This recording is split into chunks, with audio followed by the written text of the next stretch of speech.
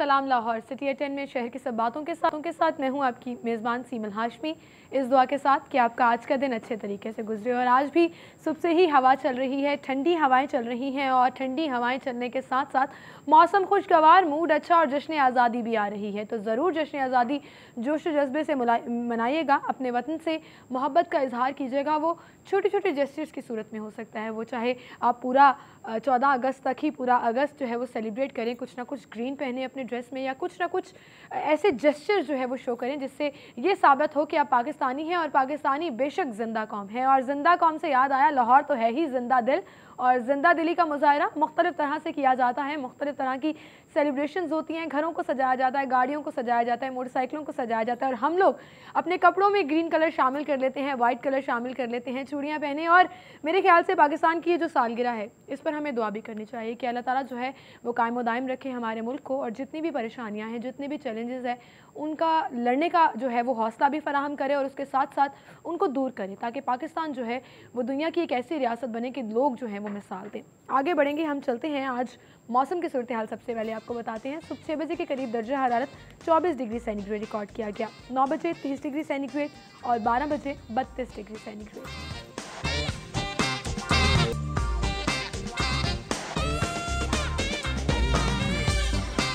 3 बजे के करीब 31 डिग्री सेंटीग्रेड, 6 बजे 30 और 9 बजे 28 डिग्री सेंटीग्रेड।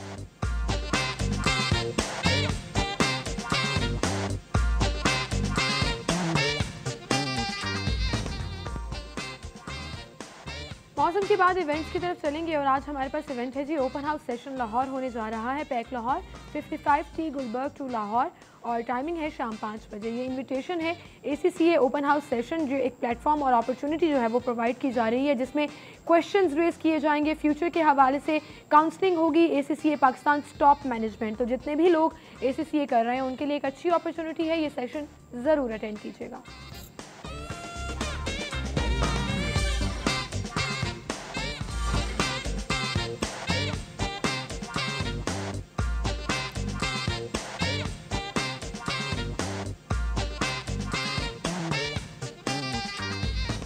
और अब टॉप स्टोरीज की तरफ चलेंगे। डेली से रिफाई टू की आज की हमारी लीड स्टोरी, महकमा स्कूल्स एजुकेशन का इजाज़त से इनकार, 378 सरकारी स्कूलों में सिक्योरिटी गार्ड्स भर्ती नहीं हो सके।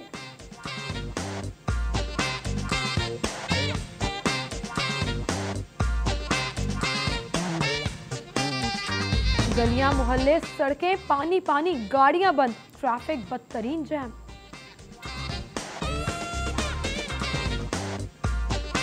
इकबाल टाउन लेस को हुकाम की गफलत, करंट लगने से रेस्क्यू 1122 का अहलकार जाँ बहक।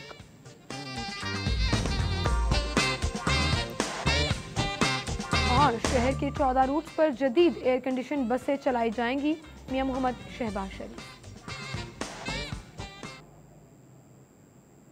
ये थी हमारी टॉप स्टोरीज, इनको हम डिस्कस करेंगे। स्टूडियो में हमारे साथ सिटी 42 के सीनियर रिपोर्टर्स रिजवान नकवी और उमर असलम मौजूद हैं। अस्सलाम वालेकुम, आप दोनों को खुशामदीद कहेंगे।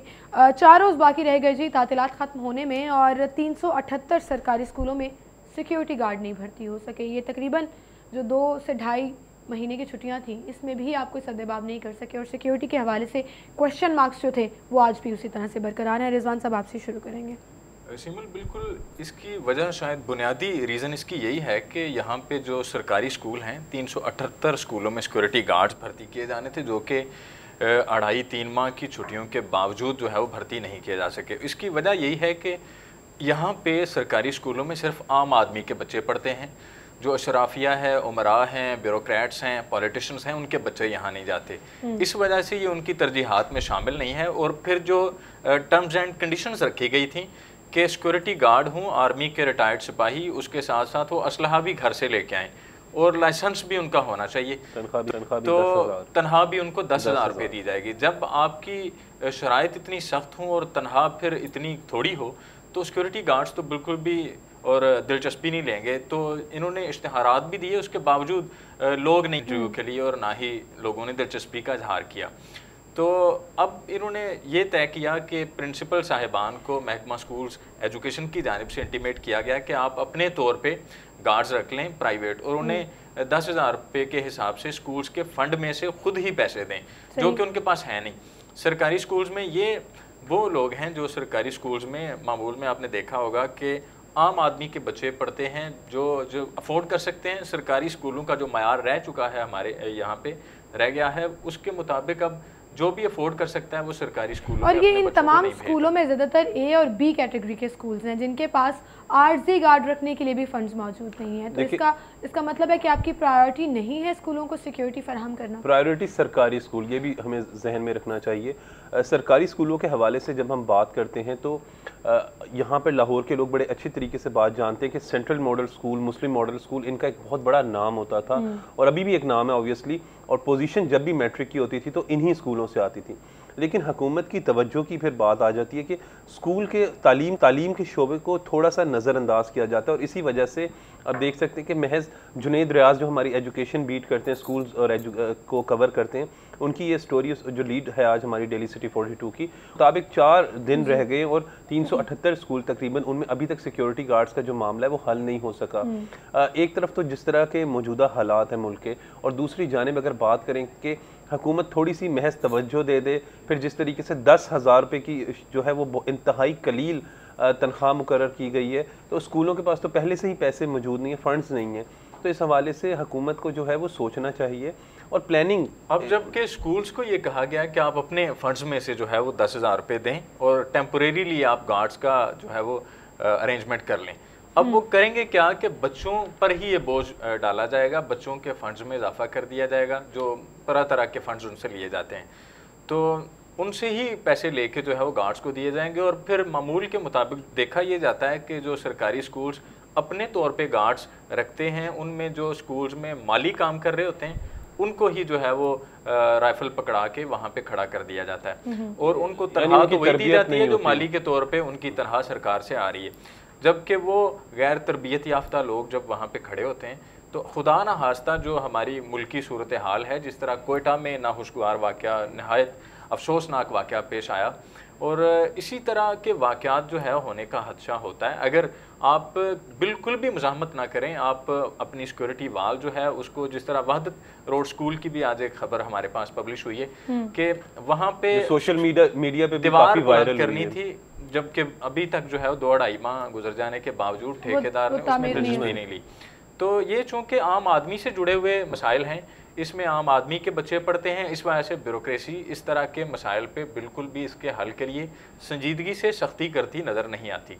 तो उसकी रीज़न यही है कि अगर तो उनके अपने बच्चे इन स्कूल्स में पढ़ें तो फिर उन्हें इस बात का अंदाज़ा हो कि जब वालिदैन बच्चों को घरों से भेजते हैं तो अगर वहाँ पे प्रॉपर इंतजामात ना हो तो वो सारा दिन कितने फिक्रमंद रहते हैं। ये बात बड़ी दुरुस्त है कि जिस तरीके से कि जब तक उनके अपने बच्चे, खैर अल्लाह ताला सबके बच्चों को हिफाजत में रखे, लेकिन जब बात आ जाती है कि यहाँ पर सिक्योरिटी इंतजामात की और हुकूमत की बात आ जाती है कि अगर वहाँ पे ब्यूरोक्रेसी और हुकूमती नुमाइंदे, क्योंकि ऑब्वियसली यहाँ पे जो कंसर्न मिनिस्टर हैं वो भी हुकूमत से ताल्लुक़ रखते हैं, तो उन्हें भी इस हवाले से जो है वो ऑन बोर्ड होना चाहिए, क्योंकि स्कूल के मामले में, एजुकेशन के मामले में सिक्योरिटी जो है वो पहली तरजीह होनी चाहिए। तालीमी इदारों में इतना ये फिर इस तरह की खबरें जो हैं वो साबित करती हैं कि आपका लैक ऑफ इंटरेस्ट भी है और आपकी शायद प्रायोरिटीज़ में ये चीज़ शामिल नहीं है कि आप बच्चों को जो ख़ास तौर पर स्कूल जा रहे हैं उनको सिक्योरिटी फराहम करें। ऑलरेडी शहर में एक और फ़िज़ा जो है वो बनी हुई है, एक पैनिक क्रिएट हुआ हुआ है, अगवा हो रहे हैं बच्चे, या उस हवाले से जो है वो बहुत ज़्यादा खबरें भी सामने आ रही हैं।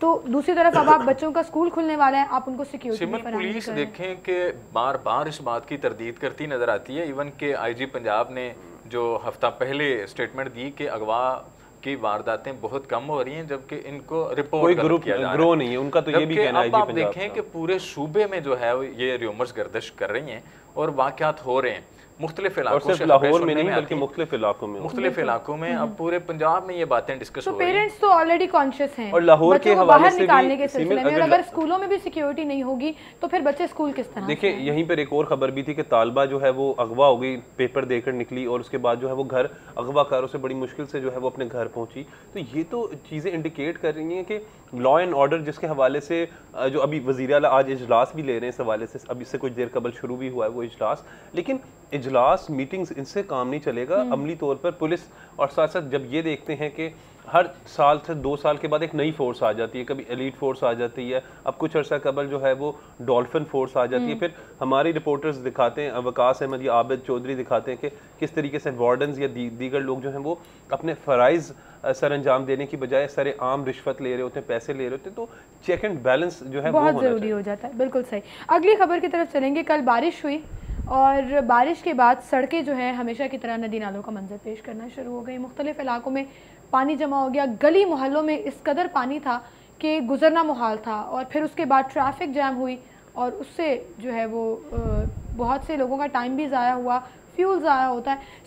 सुस्त रवि का शिकार तो होते हैं जब बारिश हो रही है, लेकिन उसके फ़ौरन बाद नकासी आपका क्या निज़ाम मौजूद है शहर में? देखिए, लाहौर के हवाले से जब भी बात करते हैं तो एक बड़ा शहर है और जिस तरीके से वक्त के साथ यहाँ पर जदीद सहूलियात आई, अगर मेट्रो बस सर्विस आई, मुख्तलिफ पार्क्स बने, फ्लाईओवर बने, अंडर पासिस बने, तो साथ साथ आबादी का भी जो प्रेशर है लाहौर के अंदर वो पूरे ना सिर्फ सूबे से बल्कि पूरे मुल्क से, चाहे वो सिंध से आबादी का प्रेशर तो हुक्मरानों की अपनी प्रायोरिटीज की वजह से है कि जब आप सारी सहूलियात यहाँ पे देंगे तो शहर तो ओवर क्राउडेड होगा कि पूरे सूबे से लोग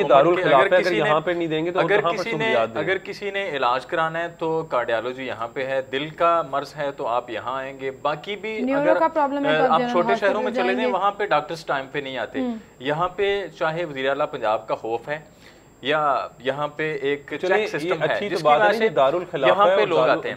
तो जब आप पूरे सूबे में जो है वो अपने इंतजामी उमूर जो है उनको बेहतर नहीं बनाएंगे तो सिर्फ और सिर्फ अपना फोकस जो है वो एक शहर पे रखेंगे तो बिल्कुल ये हुकूमत की ही नेग्लिजेंस है कि लोग फिर दूसरे शहरों से यहाँ पे तालीम के लिए बच्चे यहाँ पे आते हैं, इलाज के लिए पूरी सूबे से लोग यहाँ पे आते हैं, कारोबार के लिए यहाँ पे आते हैं, जॉब्स के लिए। शहर के वसाइल हैं वो लाहौरियों के लिए कम पड़ जाते हैं। तो फिर आने वाले वक्तों में जिस तरह पीने का पानी यहाँ पे बिल्कुल अभी भी बड़ा मसला है, अक्सर इलाकों में पानी नहीं आता।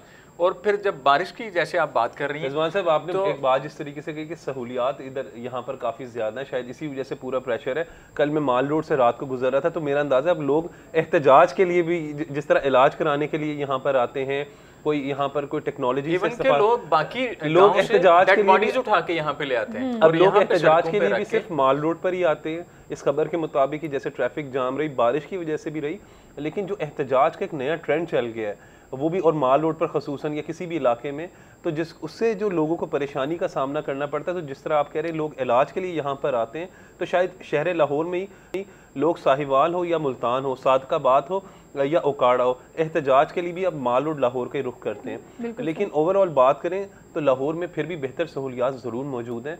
लेकिन निकासी आपके हवाले से जिस तरीके से बात करें, कल लक्ष्मी चौक पर जो है वो 40 मिनट के अंदर पानी क्लियर करवा दिया गया था जितनी बारिश हुई, लेकिन फिर भी शाह जमाल का इलाका आप देखें, घरों में पानी आ गया और लोगों के कीमती सामान लाखों रुपए की अमलाक जो है वो नुकसान हो गया। और हर साल होता है, जो नशेबी इलाके हैं वहाँ पे ये कोई एक दो रोज की बात नहीं, हर साल का यही मसला है। आप फिरोजपुर रोड की बात कर लें, आपने इतने फ्लाईओवर्स, इतने पुल वहाँ पर बनाए, वो लेविश किस्म की रोड होनी चाहिए, वो मॉडल रोड होनी चाहिए। वहाँ पर कल इस कदर पानी खड़ा था सड़कों पर, चुंगी के करीब, शायद गुजरना मुश्किल था लोगों को। बिल्कुल ऐसे ही लोगों की गाड़ियाँ अंदर बंद हुई, मोटरसाइकिलों को धक्का लगाते रहे लोगों को बड़ी परेशानी। तमाम इलाका वासा के अंदर कज़ाफी स्टेडियम वासा के पास नहीं है, वहाँ पर पानी खड़ा रहता है।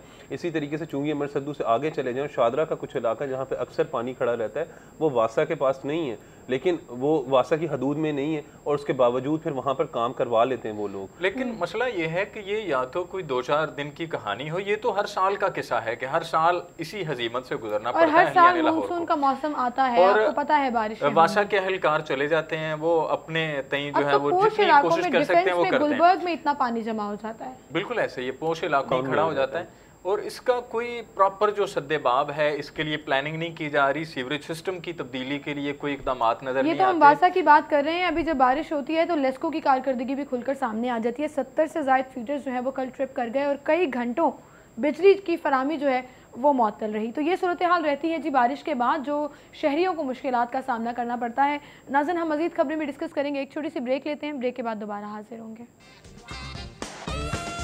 14 अगस्त चूँकि आने वाली है तो तैयारियाँ जोश खरोश और जो जश्न आज़ादी का एक एक जो फील है, जो सेलिब्रेशंस हैं वो चल रही हैं। देखिए, जश्न आज़ादी लाहौरियों के हवाले से जब भी बात करते हैं तो मुख्तलिफ अंदाज़ और ख़ूबसूरत अंदाज़ जो इनका अपना है वो मनाते हैं। अगर कोई मोटरसाइकिल वाला है तो वो मोटरसाइकिल पर आप देखेंगे कि लाहौर में गलियों मोहल्लों के अंदर देखेंगे कि उसने मोटरसाइकिल पर कौमी परचम लगाकर वतन से मोहब्बत का इजहार किया है। अगर उसके साथ बच्चे हैं तो वो नाश्ता लेने भी जा रहे हो तो आप देखें तो उसने जो एक सर पर जो है वो बैंड सा लगाया होगा और या छोटे हाथों पे जो बैंड लगे होंगे पाकिस्तान के परचम वाले, तो बड़ा खूबसूरत लगता है। और मोहब्बत का वतन से मोहब्बत का इजहार तो एक ये भी है कि जिस तरीके से आपने दुपट्टे पे जो है वो अपना पाकिस्तानी परचम लगा लिया, रिजवान नकवी ने जिस तरह लगा लिया, तो आपने लगाया हुआ। मैं तो 1 अगस्त से मैंने ये तहैया किया था कि 14 तक मैं हर रोज कुछ ना कुछ ग्रीन जरूर पहनूंगी। मेरे कपड़े जो हैं आपको याद हर रोज ये शो करेंगे कि 14 अगस्त आ रही है और हमने आपको अगर याद हो तो झंडियां लगाया करते थे बचपन में। अब जिस तरीके से रात को पूरी लगाना, और 14 अगस्त की सुबह मुझे अक्सर याद है कि 13 अगस्त की रात को हमेशा बारिश होती थी और बड़ी डिसअपॉइंटमेंट होती थी, लेकिन मजा भी आता था, मौसम अच्छा आता था, लेकिन आपकी सारी झंडियां जो हैं वो उतर जाती थी। तो फिर हम अक्सर ये भी प्लान करते थे कि अच्छा 14 अगस्त की सुबह को लगाएंगे, शायद तब बारिश ना हो। रिजवान साहब, आप किस तरह सेलिब्रेट करते हैं जश्न आज़ादी, और अभी जो बच्चे जिस तरह पुरजोर, शायद ये चीज़ें हमारे लिबास में भी नजर आनी चाहिए बिल्कुल, और बाकी भी जिस तरह सेलिब्रेशंस होनी चाहिए, जिस तरह एक मिली जोशो जज्बे से पूरी कौम मना रही। लेकिन इसके साथ साथ शायद मिनहासुल कौम हर फर्द को अपने तौर पे इस मुल्क को बेहतर बनाने के लिए जो उसका सोसाइटी में रोल है वो भी प्ले करना चाहिए, पॉजिटिव अंदाज में जो है अपना किरदार अदा करना चाहिए, ताकि हम आने वाली नस्लों को एक बेहतर मुल्क दे के जा सकें। और ऐसे लोग जो कि सिर्फ़ और सिर्फ ज़ुबानी कलामी दावों की बजाय प्रैक्टिकली जो है वो तमाम सरकारी अफसरों को चाहिए कि वो अपने तौर पे जो हर्डल्स क्रिएट करते हैं, लोगों के कामों की राह में बिला वजह रुकावट डालते हैं, वो ना डालें, उनके कामों में आसानी पैदा करें। और बाकी हर बंदे को अपने और आम शहरी जिस तरह से सेलिब्रेट कर रहे हैं, जिस तरह से ओन कर रहे हैं 14 अगस्त को और उसकी सेलिब्रेशंस को, अहकामात जारी किए गए थे चीफ सेक्रेटरी की जानिब से कि तमाम अफसर शाही जो है वो कौमी परचम का जो बैज है जिस तरह हम लोगों ने लगाया हुआ है ये अपने रोज़मर्रा की ड्रेसिंग पर ज़रूर लगाएंगे। लेकिन कोई एक मोहब्बत का इजहार बैज भी चुभने लगा है कि आप एक छोटा सा बैज नहीं लगा सकते अपनी कैसे खोकर साहब जो हमारे सीनियर रिपोर्टर ने सेक्रेटेरिएट बीट करते हैं, उनकी खबर थी DGLDA नबील जो हैं उनके साथ साथ सेक्रेटरी अब्दुल जब्बार शाहीन समेत मुतादिद जो मुख्तलिफ सरकारी अफसरान हैं, सेक्रेटरीज़ हैं, उन्होंने चीफ सेक्रेटरी पंजाब के जो हैं वो अहकामात को नज़रअंदाज कर दिया। हालांकि चीफ सेक्रेटरी पंजाब ने वाज़ेह तौर पर हदायत की थी कि बैच लगाएं। बात ये कि ये सिर्फ बैच लगाने से एक मोहब्बत का इजहार होता है, और आप खुसूसन जिस तरीके से 14 अगस्त को देखते हैं, 13 अगस्त की रात देखते हैं, इससे पहले देखते हैं कि जिस तरीके से छोटे छोटे अगर आप गलियों और मोहल्लों में जाएं तो वहाँ पर देखें तो बच्चे जो हैं 10-10, 12-12 साल के बच्चे जो हैं वो झंडियाँ ख़रीद रहे होते हैं। मोहब्बत का इजहार होता है, उन्हें मालूम होता है कि किस तरीके से जो है वो कितनी कुर्बानियों से जो है वो पाकिस्तान जो है वो बना है। तो इस हवाले से ये देखनी चाहिए चीज़ें, ये छोटी छोटी चीज़ें मोहब्बत का इजहार होते हैं, छोटे जेस्चर होते हैं जो आपकी ऑनरशिप को शो करते हैं। आगे बढ़ते हैं, कुछ खबरें डिस्कस करते हैं। कल एक अफसोसनाक वाक़या पेश आया, लेस्को की कारकर्दगी पर हम ऑलरेडी बात कर रहे थे कि बारिश होती है, 70 फीडर स्ट्रिप कर जाते हैं, बिजली बंद हो जाती है। कल करंट लगने से लटकती तारें जो हैं वो रेस्क्यू की गाड़ी पर गिरी और आग लग गई और अफसोसनाक हादसा पेश आया जिसमें एक रेस्क्यू एहलकार जो है वो जाँ बहक हो गया। बिल्कुल शीमल, इस तरह जब भी बारिश होती है या बारिश से पहले भी बेशतर ऐसे इलाके हैं जहाँ पे इस तरह बिजली की तारें जो हैं वो लटक रही होती हैं और हादसा पेश आते रहते हैं। लेकिन लोग जब शिकायत करते हैं, लेस्को को हेल्पलाइंस पे मुतला किया जाता है कि यहाँ पे ये मसला है, बिल्कुल उनकी शिकायत पे कान नहीं धरे जाते। कुदरती आफात से तो बिल्कुल लड़ा नहीं जा सकता, लेकिन जब बारिश होती है या तूफ़ान आता है उसके बाद जो है ये ऑपरेशन नहीं करते और फिलफोर जो है रिस्पॉन्ड नहीं करते लोगों की शिकायत पे। और बिजली के लटकते तार और करंट लगने से कितने हादसा ऑलरेडी पे दर पे जो है वो पेश आ रहे हैं। करीब हुआ था जब करीब हुआ था, एक बिल्कुल सही, एक खातून और एक शख्स जो है वो जाँ बहक हो गए, फिर एक बच्चा जो है वो उसमें झुलस गया और अब रेस्क्यू की गाड़ी पर गिर गए। और शिकायत भी की गई हैं बहुत दफ़ा। इकबाल टाउन के रिहायशी कह रहे थे कि बहुत दफ़ा शिकायत की गई, ऐसा इलाका नहीं कि जो आप कहें कि कोई बड़ा मतवस्त एरिया है, वो बड़ा पोश इलाका है। अलामा इकबाल टाउन की हम बात करते हैं, लेकिन जब हम इसी तरीके से बात करते हैं तो मुतादिद इलाकों में जो है वो शिकायत मौसूल होती रहती हैं लेस्को को, लेकिन वो जब तक कोई अफसोसनाक वाक़या ना हो जाए तब तक अफसरान की एक आदत सी बन गई है, तब तक इनिशिएटिव कोई नहीं लिया जाता। लटकती हुई तारें हमेशा जो हैं वो ख़तरनाक होती हैं, ख़ुसूसन रिहायशियों के लिए। और जहाँ पर हम जब इस तरह के वाक़यात की बात करते हैं कि जिस तरह कल रेस्क्यू 1112 का एक अहलकार जो है वो शहीद हो गया और लटकती हुई तारों की वजह से वो जो है वो जो अपनी जान से जो है हाथ धो बैठा, इसी हवाले से बात करें, इंतहाई अफसोसनाक वाक़या है। लेकिन ज़िम्मेदारान के हवाले से होगा क्या कि महज इंक्वायरी होगी, कमेटी बनेगी और उसके बाद कोई एक आधा अफसर जो है छोटा जो वो सस्पेंड हो जाएगा थोड़े अर्से। जो भी जिम्मेदार हैं उस इलाके का, लाइनमैन, एक्सीएन या एसडीओ, उनके खिलाफ सख्त कार्रवाई होनी चाहिए ताकि आइंदा ऐसी कोई भी शिकायत आए तो उनके जहन में एक खौफ हो कि हमने फौरी रिस्पॉन्ड करना है उस पर। बिल्कुल सही। तो अगर इस तरह कीमती जानों का ज़िया होता रहेगा, उसके बावजूद इनको कोई पूछेगा नहीं, तो ये बिल्कुल भी लोगों की शिकायत पूछना किसने, इनको खुद ख्याल तो कभी नहीं आएगा। अगर आप रिजवान साहब जिस तरह आप कह रहे हैं कि एक मैसिव क्रैकडाउन की ज़रूरत है कि शहर में जहाँ जहाँ बिजली के तार लटक रहे हैं, रिहायशी इलाकों में ख़ास तौर पर, या इस तरह के इलाकों में जो गुंजान आबाद इलाके हैं, इकबाल टाउन एक गुंजान आबाद इलाका है, आप क्या उनको ठीक नहीं कर सकते हैं? आप उन तारों को पकड़ के समेट नहीं सकते हैं, या आपके पास कोई प्लानिंग मौजूद नहीं है कि आप उसको कंट्रोल कर सकें? आई थिंक उसको जो है वो शायद if I am not wrong तो कोई गोला तार इस तरह कुछ कहते हैं उसके, तो वो भी जो है वो कुछ मुख्तलिफ इलाकों में बिछाई गई है जिसके जरिए इसको कंट्रोल किया जा सकता है। इसके साथ साथ जहाँ पर लटकती हुई तारों की ज्यादा शिकायत हैं उसको रिजॉल्व करने की जरूरत है। और कोई ऐसी बात नहीं है कि आपको ढूंढने में बहुत मुश्किल लगेगी, लोगों की शिकायत पे ही रिस्पॉन्ड करना शुरू कर दें तो बहुत हद तक चीजें जो है वो कंट्रोल हो सकती हैं। कंप्लेंट सेल में लोगों की शिकायत को सिर्फ सुने नहीं, सिर्फ फोन पर सुन के नोट ना करें, बाकायदा उसको रिजॉल्व करें तो काफी हद तक जो है वो लोगों के इश्यूज जो है वो रिजॉल्व हो सकते हैं। इस हवाले से महज जो है हुकूमत और इदारों को सोचना नहीं चाहिए बल्कि काम भी करना चाहिए, क्योंकि कुछ अर्सा कबल जिस तरीके से पहले जो वाकया हुआ, फिर कल इंतहाई अफसोसनाक वाकया हुआ, ये वाकया तो फिर हर शख्स की जो इन इलाकों में रहता है उसकी जान जो है वो खतरे में है। बिल्कुल सही। आगे बढ़ेंगे, अगली खबर डिस्कस करेंगे। कल हम बात कर रहे थे ट्रांसपोर्टेशन फैसिलिटीज़ जितने में हैं और 2000 बसें होनी चाहिए, लेकिन तादाद बहुत ही कम है। अब कहा जा रहा है कि शहर के 14 रूट्स पर जदीद एयर कंडीशन बसें चलेंगी जो एक सपोर्टिंग रोल अदा करेंगी और सफरी सहूलियात जो है वो बेहतर होगा। मियां मोहम्मद शहबाज शरीफ ने ये कहा है कि फीडर रूट्स पर बसों के चलने से शहरों में जो ट्रैफिक का बहाव है वो बेहतर होगा। सीमल, शहर में ऐसे बहुत से रूट्स हैं जो कि बंद पड़े हुए हैं। लाहौर के अंदर जब से मेट्रो बस आई उसके बाद बेशतर फीडर रूट्स जो थे वो बंद हो गए। अभी मुल्तान रोड पे काम जारी है, तो मराका से रेलवे स्टेशन तक जो बसें चलती थीं वो भी बंद हो गई। उस इलाके के पूरी जो आबादी है वो सफ़र कर रही है, वहाँ पे कोई ट्रांसपोर्टेशन के ज़राए मौजूद नहीं है। लोग चारों न चार इलीगल ट्रांसपोर्ट पे, चिंची रिक्शों पे, टू स्ट्रोक रिक्शों पे या जो भी उन्हें सस्ती ट्रांसपोर्ट मिलती है उस पर वो सफ़र करने पे मजबूर हैं। हर बंदे के पास अपनी गाड़ी नहीं है, तो लोगों ने चारों न चार जैसी भी ट्रांसपोर्ट अवेलेबल हो उस पर अपने मंजिल तक तो पहुँचना है। तो ये आप देखें कि एक तरफ तो ये सूरत हाल है कि शहर में आबादी के तनासुब से कम जो हुकूमत क्लेम करती है 2000 बसों की ज़रूरत है, लेकिन शहर में इस वक्त जो बसें चलती हुई नज़र आती हैं उनकी तादाद 300 से ज़्यादा नहीं है। लाहौर ट्रांसपोर्ट कंपनी कहती है कि जी 450 के करीब बसें चल रही हैं, लेकिन शहर में 300 से ज़्यादा बसें अवेलेबल नहीं हैं। और 1.25 करोड़ आबादी के शहर में 300 के लगभग बसें हैं जो कि चल रही हैं, और लोग बस स्टॉप्स पे ख्वार होते नज़र आते हैं। घंटों इंतज़ार की सोबत बर्दाश्त करना पड़ती है उन्हें। एक तरफ तो ये सूरत हाल है, दूसरी तरफ आप कंपनीज को ज़ाती पसंद नापसंद की बुनियाद पे उनकी सब्सिडी रोक लेते हैं, उनको वो सहूलियात नहीं देते जिसकी वजह से वो अपनी बसें खड़ी कर देते हैं। जिस तरह कल ही हमारे चैनल ने खबर नशर की कि पाक और कंपनी, कोरियन कंपनी, जो कि एक रूट पे 25 बसें चला रही थी, तो वो बसें अभी जिस तरह वज़ीर आला पंजाब ने कहा कि बहुत जल्द जो है वो 14 रूट्स पे बसें आएंगी। तो एक बड़ा रूट था मराका से लेके रेलवे स्टेशन तक, उस पे 25 बसें चला रही थी पाक और कंपनी।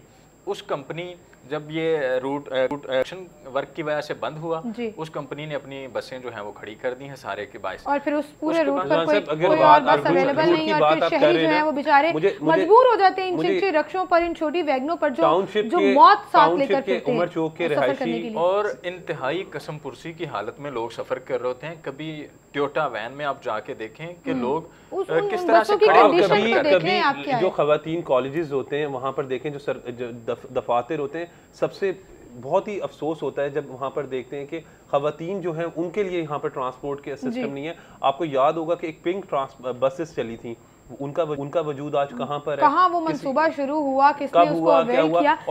इनको ट्रांसपोर्टेशन के मसाइल को सीरियस लेना होगा, वरना शहर की बेहंगम ट्रैफिक उसको कंट्रोल करना बहुत मुश्किल हो जाएगा। बहुत शुक्रिया रिजवान नकवी, उमर असलम, आप हमारे साथ मौजूद थे। नाज़रीन, हम यहाँ पर एक ब्रेक लेंगे, ब्रेक के बाद दोबारा हाजिर होंगे।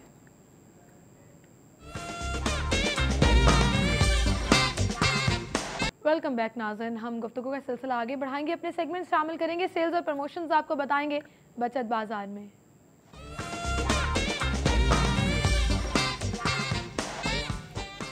सबसे पहले हमारे पास ब्रांड है जी Uniworth polo plain T shirts हैं, अप टू 50% तक आपको डिस्काउंट ऑफर कर रहा है। 50% तक ऑफ है, सेल लग चुकी है जी Uniworth polo plain T shirts पर। जाएं, जाकर शॉपिंग करें।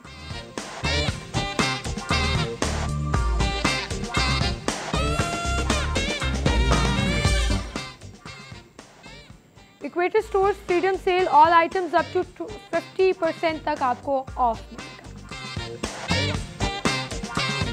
हाइपर स्टार अगर आप जा रहे हैं तो हाइपर स्टार में नेस्ले योगर्ट है जी 400 grams, retail price 95, promotional price 80 rupees, आप 15 रुपीज़ बचा सकते हैं। मिचल्स मिक्स पिकल है जी 1 kg, retail price 250, promotional price 215, आप 35 रुपीज़ बचा सकते हैं।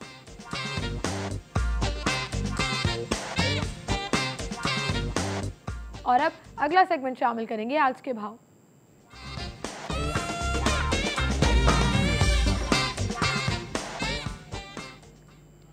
आज के भाव में सादिया खान हमारे साथ मौजूद है। सादिया, बताइएगा सब्जियां और फल किस कीमत पर मिल रहे हैं और महंगाई में कोई कमी देखने में आ रही है?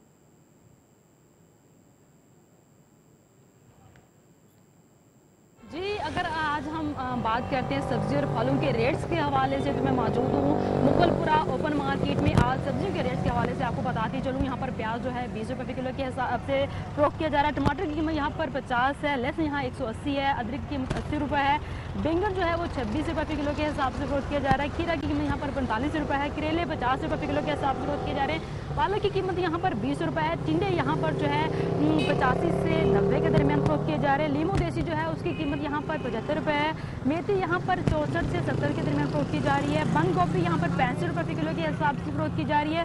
फूल गोभी यहाँ पर 55 रुपये किलो के हिसाब से फरोख्त की जा रही है, जबकि घिया कद्दू जो है यहाँ पर 40 रुपये किलो के हिसाब से फरोख्त किया जा रहा है।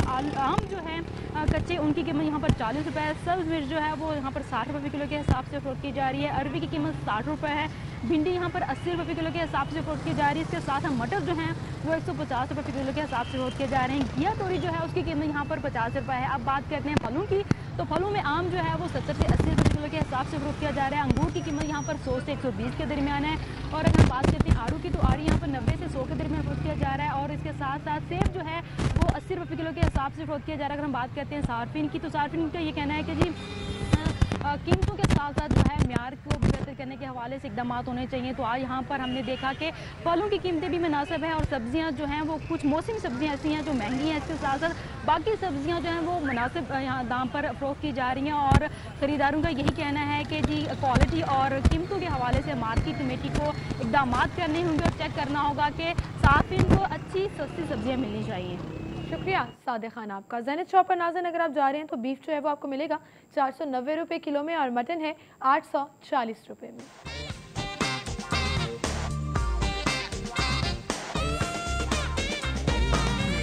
बीफ कीमा आपको मिलेगा 520 में और मटन कीमा है 960 में।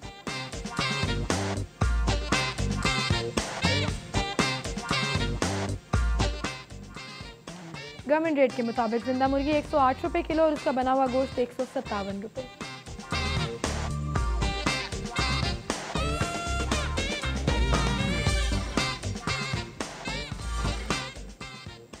परचून से अंडे 96 रुपये दर्जन, थोक से 94 रुपये और गोरमे से 95 रुपये।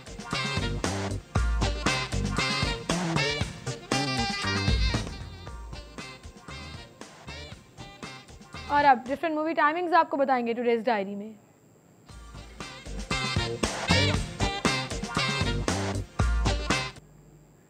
टुडेज डायरी में हमारे पास सबसे पहले मूवी है सुल्तान। सुल्तान लगी है 10 बजे सिने स्टार टाउनशिप में और इसके बाद अगली मूवी है जी जेसन बॉन्ड 5:30 बजे और 10:30 बजे सिने स्टार IMAX में। द शैलोज लगी है 8 बजे वोक टावर सुपर सिनेमा 3। मदारी 2:45 बजे वोक tower super cinema 3। Star Trek Beyond 3 बजे और 8 बजे सिनेस्टार आईमैक्स, द कंजूरिंग 2 4 बजे सिनेस्टार टाउनशिप, डांस कहानी 2 बजे और 7 बजे सिनेस्टार टाउनशिप, ब्लाइंड लव 4:30 बजे सिनेस्टार टाउनशिप और लाइट्स आउट 2 बजे और 9 बजे सिनेस्टार टाउनशिप में। और इसी के साथ नाज़रीन हम यहाँ पर एक ब्रेक लेंगे। ब्रेक के बाद आप अबूजर मौज़म से हेडलाइंस जानेंगे और इसके बाद प्रोग्राम में दोबारा हाजिर होंगे।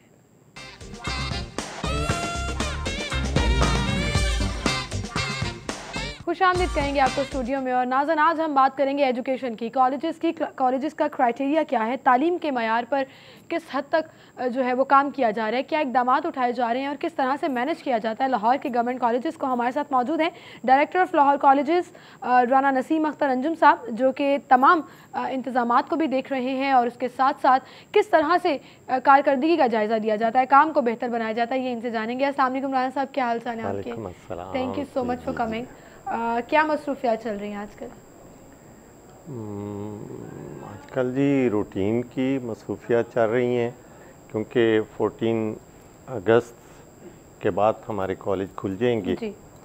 तो उसके लिए बेसिकली अगले एकेडमिक सेशन को हमने कैसे लेके चलना है, एकेडमिक कैलेंडर, लेसन प्लान और फिर टाइम टेबल की प्रिपरेशन जी वो हो रही है और उसको देख रहे हैं किस तरह से हम आगे अच्छा सर, जो अभी स्टैंडर्ड है तालीम का कॉलेजेस में, जो गवर्नमेंट कॉलेज प्रोवाइड कर रहे हैं, आप उससे सेटिस्फाइड हैं? बिल्कुल सेटिस्फाइड। वो मतलब मयार के मुताबिक चल रहा है? मयार के मुताबिक। एक्स्ट्रा करिकुलर एक्टिविटीज़ जो हैं वो कितना उसमें उसका? देखिए जी, जहाँ तक एक्स्ट्रा करिकुलर एक्टिविटीज़ का ताल्लुक है, ज़ाहिर है ये भी हमारे निसाब का एक हिस्सा है और जिस तरह से हम निसाबी सरगर्मियों पे तवज्जो देते हैं उसी तरह से हम निसाबी सरगर्मियों पे भी तवज्जो देते हैं। हमारे कॉलेजेस में क्लब्स बनी हुई हैं, स्पोर्ट्स क्लब्स हैं और ये सारी स्पोर्ट्स जो हैं ये बाकायदा शेड्यूल के मुताबिक होती हैं। हम एक शेड्यूल अपने कॉलेजेस को देती हैं और उसके अकॉर्डिंग ये सारी एक्टिविटीज़ पूरे एकेडमिक सेशन में हो रही होती हैं। सही।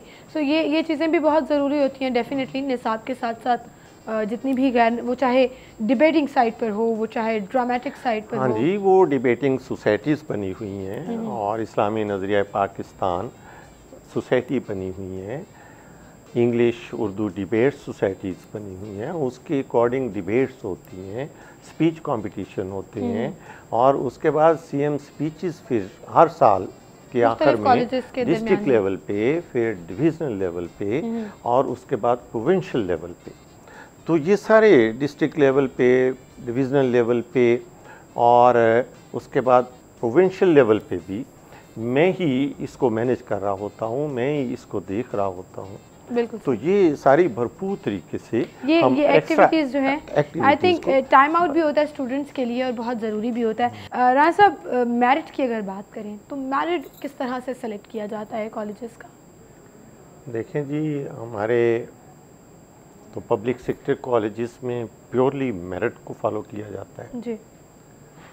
और मेरिट को कोई भी वायलेट करने का सोच नहीं सकता।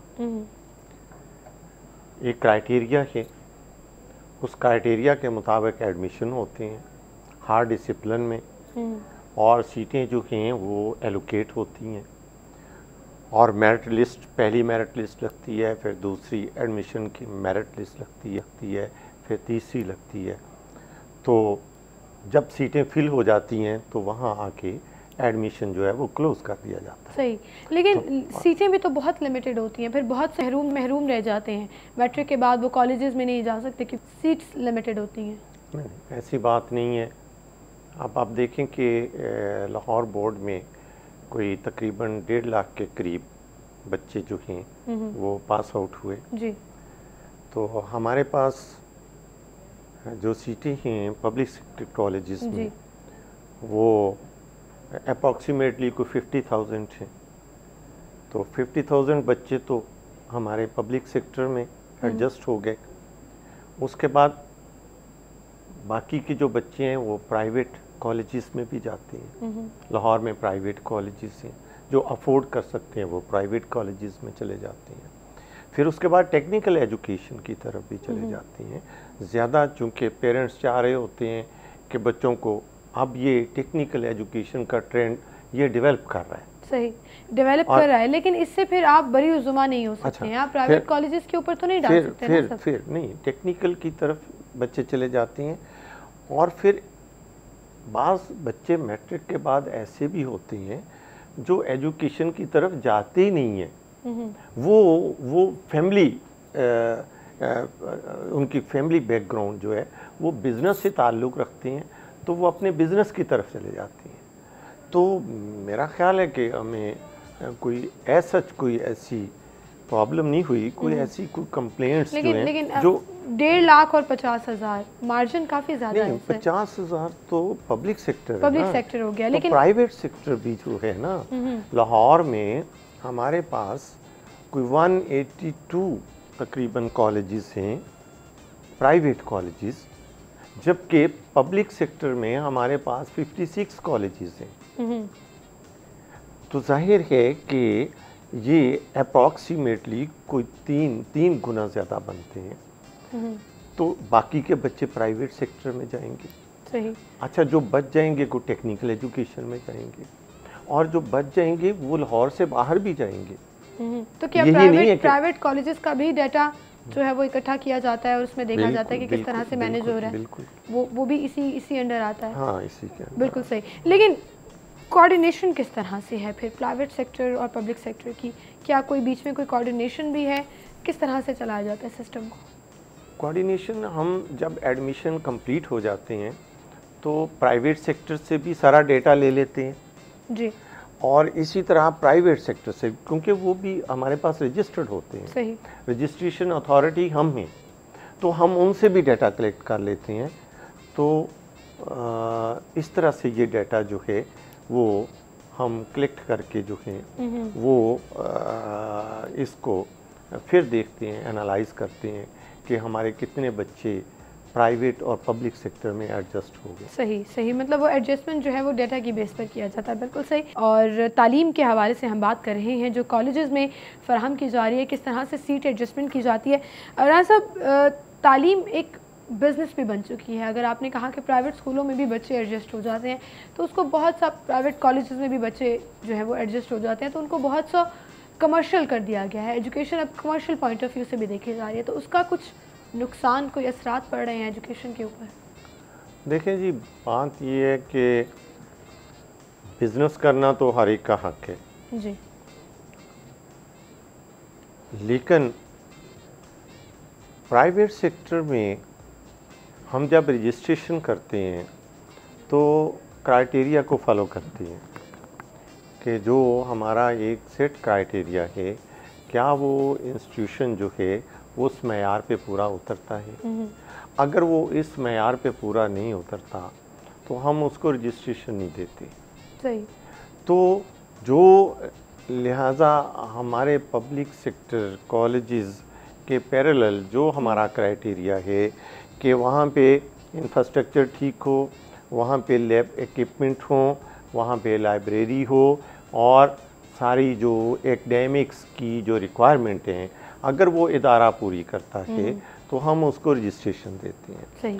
तो उसके बाद वो जाहिर है कि वो बिज़नेस पॉइंट ऑफ व्यू से ही एक जो भी शख्स बनाएगा उसने अपने बिज़नेस पॉइंट ऑफ व्यू से उसको देखना है। सही।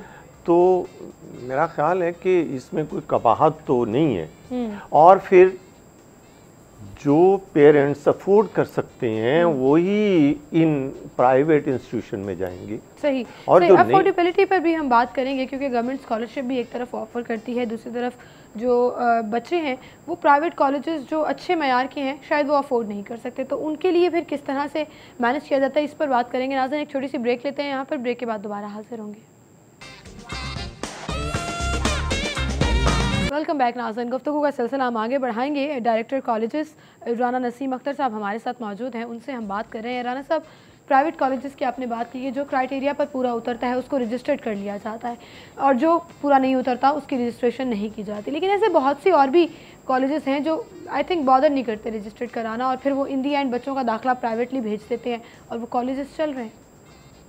देखिए जी, सबसे पहले तो जैसे कि मैंने आपको बताया कि हमारी एक बड़े सीनियर प्रिंसिपल्स की मैंने एक कमेटी कंस्टिट्यूट की हुई है, जो जाके जिसकी रजिस्ट्रेशन जो है वो हमें जो अप्लाई करता है वो कमेटी वहाँ पे जाती है, जाके वो विज़िट करती है जी। और थारोली विज़िट करती है, सारा इंफ्रास्ट्रक्चर देखती है, उनकी लैब्स देखती है, उनकी लाइब्रेरीज देखती है, उनके सारे अकाउंट्स रजिस्टर देखती है, उनकी फैकल्टी देखती है, और जो हमारे मेयार पे पूरा नहीं उतरते या फिर जिनकी कोई छोटी मोटी डेफिशिएंसीज होती हैं, हम उनको वो ऑब्जर्वेशन जो हैं भिजवा देते हैं, और जो उनको फुलफ़िल कर लेते हैं उनको हम रजिस्ट्रेशन दे देते हैं। सही।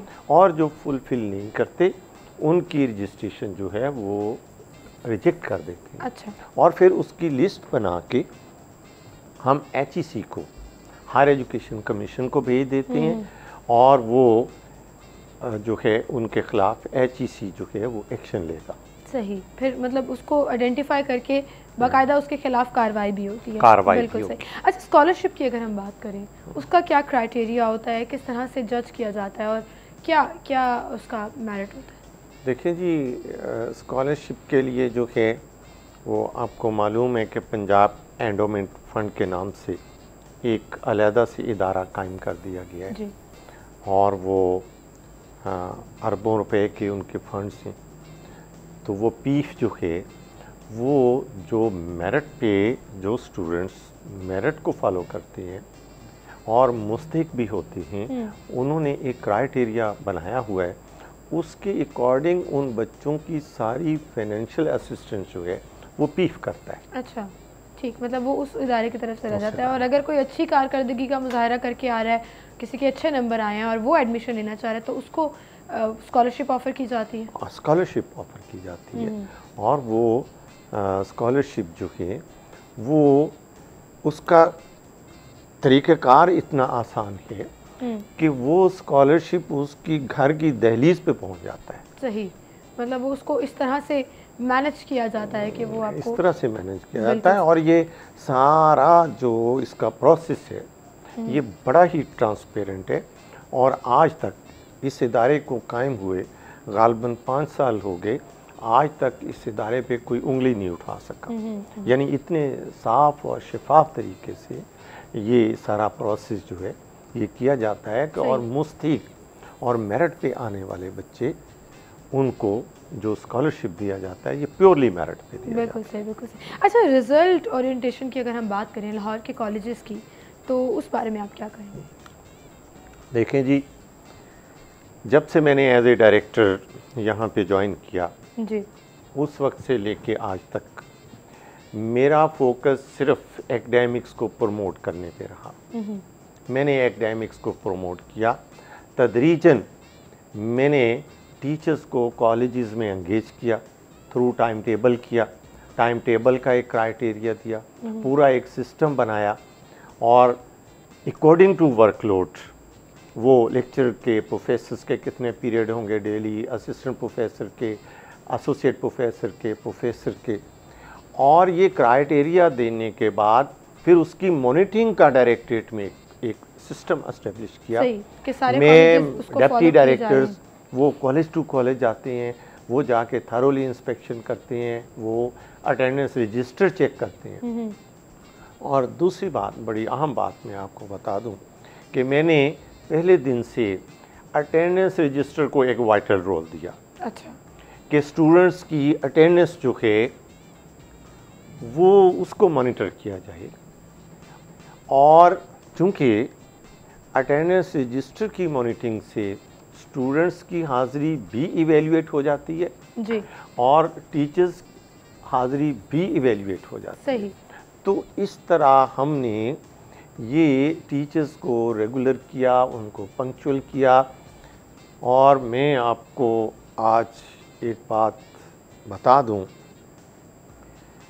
कि पब्लिक सेक्टर कॉलेजेस 102 कॉलेजेस हैं लाहौर डिवीज़न में जी 102 कॉलेजेस के टीचर्स की अटेंडेंस 9 बजे मेरी टेबल पे होती है। अच्छा, दैट्स अमेजिंग।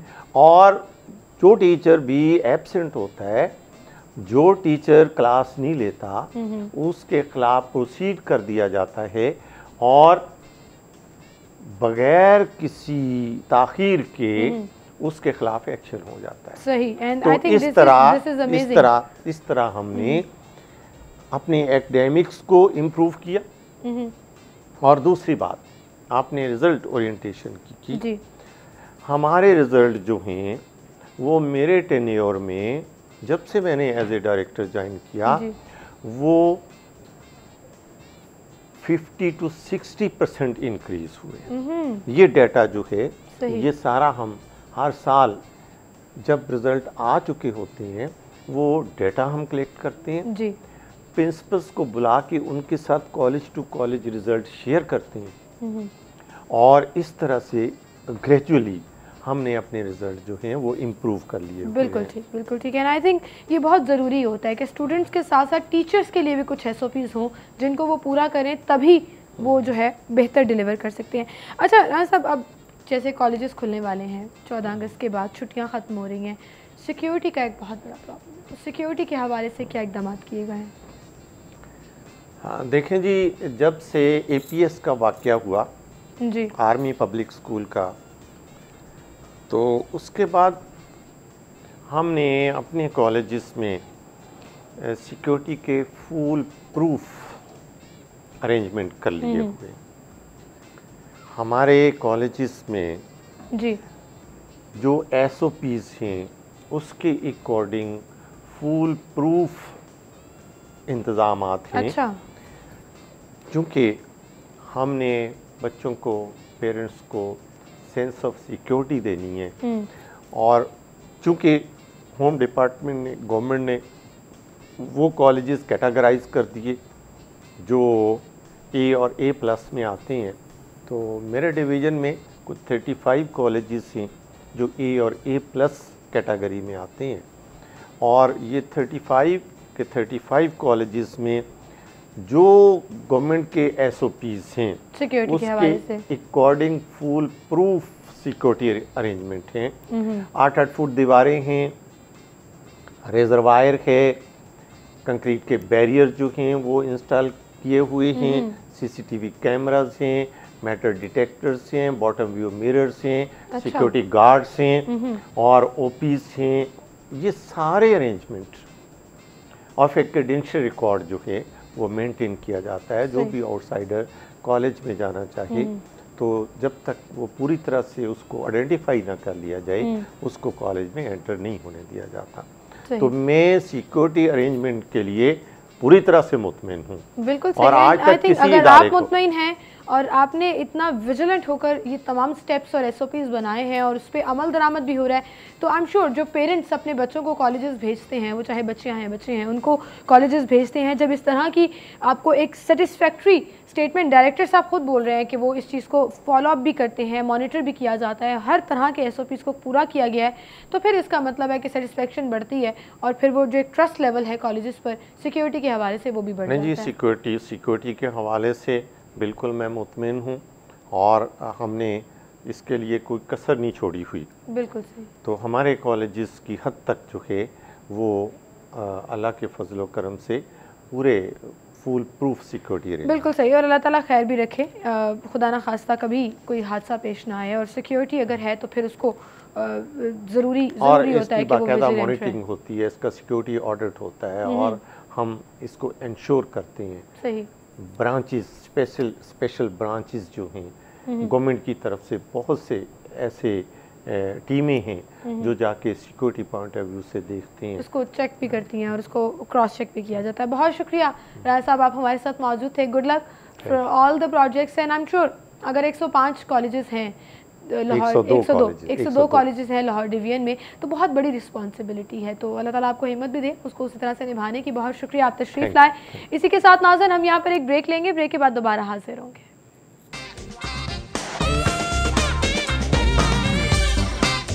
वेलकम बैक नाज़रीन, हम गुफ्तगू का सिलसिला आगे बढ़ाएंगे, अपना सेगमेंट शामिल करेंगे मेरा शहर लाहौर।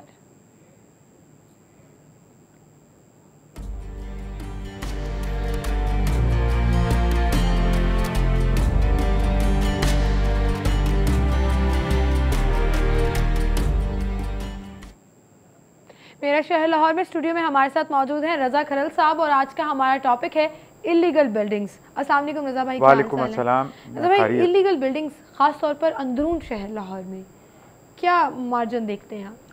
जी बिल्कुल, बहुत ज़्यादा हैं। 25,000 के करीब वैसे घर हैं जो यूनिट्स, हाउसिंग यूनिट्स हैं और कमर्शियल यूनिट्स हैं, वो उनको मिला के तकरीबन 40,000 बनते हैं अंदरून शहर में। और उनमें ये 200 के करीब बिल्डिंग्स हैं। टू बी वेरी एग्जैक्ट 184 ऐसी इमारतें हैं कि जो कहते हैं कि कानून बनने के बाद, वॉल्ड सिटी लाहौर अथॉरिटी बनने के बाद जो बनी हैं, जो जिनको इलीगल डिक्लेयर किया, जिनकी कंस्ट्रक्शन को, लेकिन उसके बावजूद वो बन गई। अब मसला ये है सीमल कि बिल्डिंग्स की तामीरात होती रहती हैं, इलीगल भी होता रहता है। अंदरून शहर में जहाँ पे गली 5 फुट से भी कम चौड़ी है, वहाँ पे अगर आप 10 मंजिला प्लाजा खड़ा कर देंगे तो उसके लिए पूरा जो पैराफर्नेलिया और जो चीज़ें उसके लिए रिक्वायर्ड हैं, कि उसकी पार्किंग होनी चाहिए, उस तक एक्सेस होनी चाहिए, उसका इमरजेंसी एग्जिट होना चाहिए, उसकी बेसमेंट्स क्लियर और होना चाहिए कि फायर फाइटिंग के लिए, किसी भी इंसिडेंट से निपटने के लिए वो सूरत हाल। ये तो ऐसा ही है कि आप खुदकुशी कर रहे हैं, वहाँ पे रहने वाले भी और वहाँ पे बिल्डिंग्स बनाने वाले भी ऐसे। और वाक़यात पिछले कम से कम 3-4 ऐसे वाक़यात हो चुके हैं एक साल के दौरान, जब ईद के ऊपर, शायद पिछली ईद थी, एक बिल्डिंग 4-5 मंजिला थी और उसकी 3 बेसमेंट्स भी थी, वो ज़मीन दोज़ हो गई, जस्ट केव्ड इन। ये मसाइल हैं वहाँ पे अंदरून शहर में बेशुमार। ये ख़ास तौर पर मोची दरवाज़े में, शालमी के इलाके में, आज़म क्लॉथ मार्केट में, शेरावाला गेट में, यकी गेट में, ये बेशुमार ऐसी तामीरात हैं कि जो ना सिर्फ हमारी सकाफ़त को नुकसान पहुंचा रही हैं, लाहौर की जो हिस्टोरिकल पर्सपेक्टिव है और शनाख्त है लाहौर की, उसको मुतासर कर रही हैं, बल्कि एक कमर्शलाइजेशन का ऐसा अफरीत वहाँ पे चल पड़ा है जो निगल रहा है अपने विरसे को भी और लिविंग स्टाइल को भी। यानी आप जाते हैं मोची दरवाजे से अंदर, और जैसे आप लेफ़्ट साइड वाली गलियों में मुड़ते हैं मोहल्ला कश्मीरिया से, तो आपको लगता है बड़ी खूबसूरत इमारतें हैं जो 400 साल 300 साल पुरानी हैं और उनका वुड वर्क और जो फसाड है वो डिपिक्ट करता है। लेकिन आगे अगली ही बिल्डिंग आपको नज़र आता है कि वो 10 मंजिला प्लाजा है, ठीक है, और वो प्लाजा जो है उसका कोई रास्ता नहीं है कि जहाँ से आपको गाड़ी आ सके, जहाँ पे कोई अनटूवर्ड सिचुएशन पैदा हो जाए जो उसका सद्देबाब किया जा सके। तो इस सिलसिले में वॉल्ड सिटी अथॉरिटी ने 208 जो FIR रजिस्टर करवा रखी हैं इस तरह की तामीरात पे। और जो अब एक गवर्नमेंट ऑफ पंजाब की तरफ से भी एक इनिशिएटिव है जिसमें ख्वाजा अहमद एहसान और दूसरे भी मेंबरान इन बिल्डिंग्स को गिराया जाए, जो इन बिल्डिंग्स को और ऐसी तामीरात के खिलाफ एक्शन लेंगे और उनको फाइन करेंगे। ये तो है वो कहानी जो नज़र आ रही है। अब कहानी जो असल में क्या है? असल में कहानी अब ये है कि हर बिल्डिंग कोई जो भी बना रहा है वो देखें वहाँ पे 10 करोड़ तक का एक मरला ज़मीन है। अच्छा। वो ज़मीन खरीदने वाले कौन हैं, उनके पीछे कौन है, ये कहानी अलग है। आशीराबाद किसकी हासिल है? जी, आशीराबाद किसकी हासिल है? आशीराबाद ये देखें, बैकिंग जो है वहाँ पे वो पॉलिटिकल बैकिंग है, और चूंकि पॉलिटिकल बैकिंग है इसलिए वॉल्ड सिटी लाहौर अथॉरिटी के जी कई बार इसका एतराफ़ कर चुके हैं कि हमारा लॉ जो है पूरी तरह इम्प्लीमेंट नहीं हो पाता। हम अभी तैयारी कर रहे होते हैं कि हम किसी को नैब करेंगे, पकड़ेंगे या उसके खिलाफ कार्रवाई करेंगे, तो जो प्रेशर इतना बिल्ड हो जाता है, बुलडोज कर दिया जाता है हमारी पॉलिसीज़ को, और वो अल्टीमेटली होता ये है वो बिल्डिंग भी बन जाती है और उस बिल्डिंग के बनने से नुकसान जो होता है वो बाद में झेलना पड़ता है शहरियों को, और बाद में झेलना पड़ता है वॉल्ड सिटी लाहौर अथॉरिटी को। तो क्या ये इंक्रोचमेंट के जुमरे में भी आती है? जी बिल्कुल, ये इंक्रोचमेंट के इस लिहाज से आती है कि आप एक तो एक लॉ डिक्लेयर कर दिया लॉ ने कि ये तामीरात लाहौर शहर अंदरून शहर में नहीं हो सकती, ऐसी तामीरात। अब जो पुरानी इमारतें हैं अंदरून शहर के अंदर, उनको रिस्टोर करने के लिए वो तकरीबन हैं 116 इमारतें। वो इमारतें रिस्टोर करने के लिए हुकूमत पंजाब 10 करोड़ रुपया खर्च कर रही है कि उनको एज इट इज़ रिस्टोर किया जाए, उनको गिरने ना दिया जाए। दूसरी तरफ अगर अब 10 मंजिला जो है बिल्डिंग बननी है और उसके लिए 4 मंजिलें नीचे ज़मीन खोदी जानी है बेसमेंट बनाने के लिए, तो बाकी सारी जो बिल्डिंग्स जो एडजॉइनिंग बिल्डिंग्स होती हैं, जो करीब करीब की तारीखी बिल्डिंग्स भी हैं, जो विरसा भी है, वो दरारें आ जाती हैं और सर्वाइव ही नहीं कर पाती हैं। तो रज़ा भाई, जब ये बन रही होती हैं, जब इतने बड़े बड़े प्लाजा जैसा कि आप कह रहे हैं कि 4 मंजिला नीचे और 6 मंजिला ऊपर भी अगर बन रहा है, फॉर एग्जांपल 6 मंजिला ऊपर तो कम मैं कह रहा हूँ, वो ऊपर मैं काउंट करके आया हूँ 3-4 दिन पहले एक इमारत, वो ऊपर 10 मंजिला है और नीचे पता नहीं कितनी मंजिला है। तो वो जो इतनी बड़ी जब बन रही होती है तब इनको ख्याल नहीं आता जब कंस्ट्रक्शन वर्क चल रहा होता है? जी, वो वही है तरीका कि वो उस वक्त ऐसी लिटिगेशन में जाते हैं कि जो वर्ल्ड सिटी लाहौर अथॉरिटी है उसको अपने लाले पड़े होते हैं कि एक केस नहीं होता, 10-10 केस उनके ऊपर हो चुके होते हैं और वो केस भुगतते रहते हैं, तारीखों पे जाते रहते हैं और उस दौरान बिल्डिंग जो है वो अनइंटरप्टेड उसकी कंस्ट्रक्शन जो है वो जारी रहती है और अल्टीमेटली ये होता है कि आपका विरसा भी डैमेज होता है, आपके शहरियों का सुकून भी और जानो माल भी। आप कितना इस शहर को कमर्शलाइज करेंगे?